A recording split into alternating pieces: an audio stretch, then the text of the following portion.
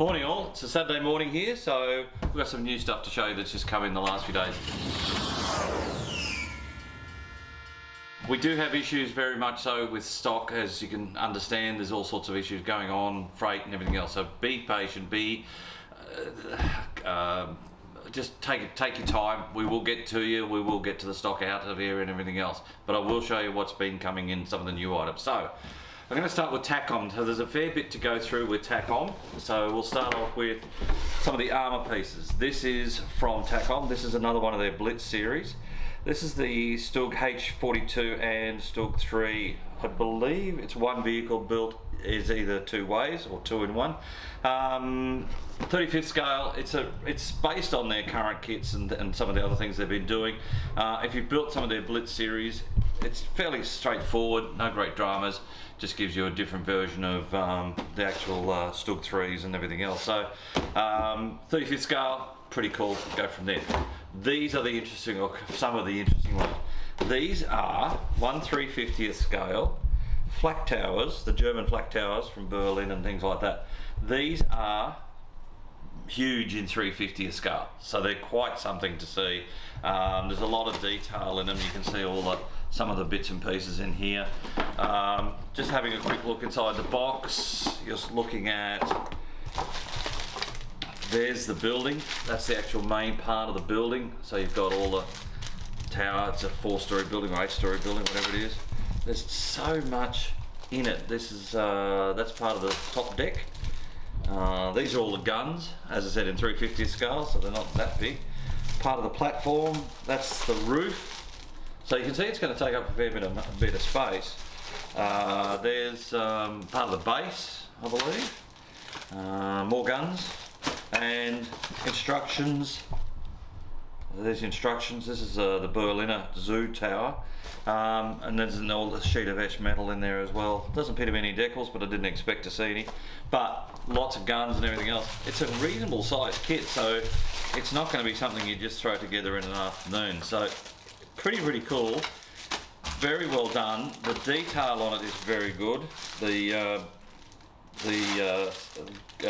walls and that have got a little bit of detail on them as well. So there's two versions of this. This is the Berliner one, and then this is the Heidelgeisteinfeld G Tower. So a similar tower, but a little bit different layout by the look of it. Either one of those two you can build up. 3/50th scale, so it keeps them in a reasonable size, but man, that is just huge. Continuing on, now a little bit more Takom. Now we're going to look at a bit of aviation stuff. These are two new kits from Takom in 3/50th scale. This is the P-class Zeppelin and the Q-class Zeppelin. The difference between the two is one's longer than the other. They just extended it later during their service life to extend the range and the payload capabilities and the height, so things like that. The P's the short one, the Q's the long one. I think that's the way it works. Anyway, so that's pretty cool. The detail is really good. The kits themselves are quite big. That's actually the stand. They've done it in clear so that you can sort of hide it away. But the detail on here is just, this is the extension for the, this is the Q. So this is the extension for the Q. There's rib detail on the rudders and fins and everything else. That's all the little gondolas and engine parts. That's the frame to go underneath. But this is the fuselage. So, whoops. There you have it there. So by the time you add in the little extension that goes in there like that, you're looking at a model that's about half a metre, maybe not, maybe a little less. But really nicely done. The work on the actual bag of the Zeppelin is just really nicely done. I must admit though, I might just go over them with a little bit of sandpaper. They're a little, to me, that's just me, they're a little bit prominent. So I'd probably give them just a light rub over it and things like that. But again, by the time you paint them, put the various coats of paint on and everything else, you might find that that's going to settle down anyway. So very nicely done. All the little pieces, the frames and everything else, that's all done in etched metal. And there's the guns for the top deck, there's a set of guns that go on top, but all these little frames and side rails, that's all done in etched metal. Decal sheet, nice little instruction booklet, had a read of it last night, quite comprehensive. I was surprised at how much etched metal they've used to do some of the framing, but it's the only way to get it really nicely done. So there it is there. So there's two versions of this, as I said, the P and the Q. So if you're going to do one, I'd do one, but I'd probably end up doing both because they just look really, really cool. So there you go, the length is 510 millimeters. There's all the detail on the side so you can have a look.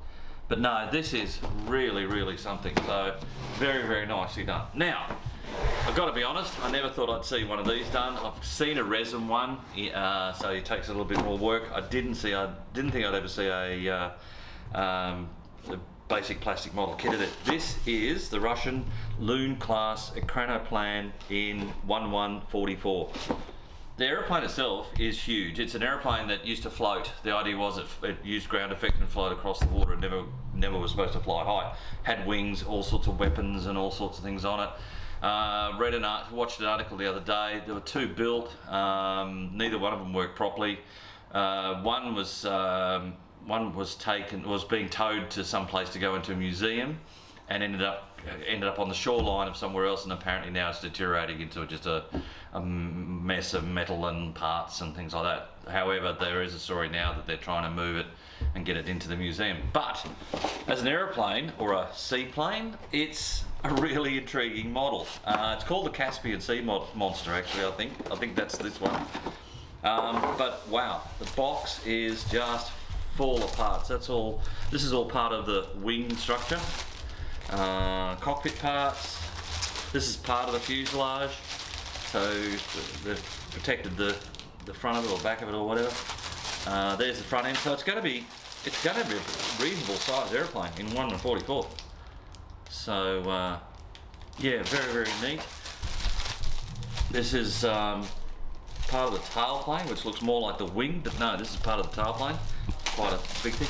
This is all your weapons and the pods. So it's mounted launch weapons up on the back of the fuselage for rockets and missiles and all sorts of things. And then it's got a series of engines that run across. That's the engine pods there, and they stuck out on the side, as you can see there. They stuck out on the side of the fuselage to sort of help it belt along. So really, really intriguing concept and aeroplane, sort of.